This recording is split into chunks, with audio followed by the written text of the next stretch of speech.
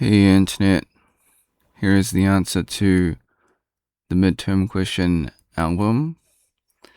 So your midterm test will be just random questions selected from your tutorials. That is, of course, depending on your lecturer/professor and depending on your university.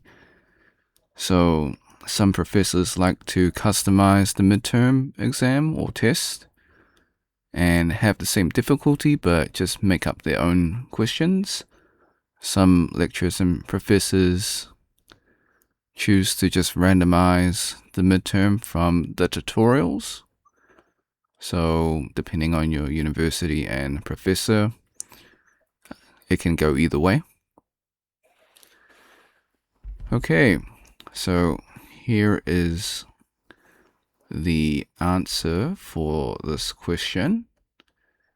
Once again, if you're stuck, just copy and paste the code in the pinned comment, and from the GitHub, ask your favorite LLM or AI chatbot on how this code solves the question.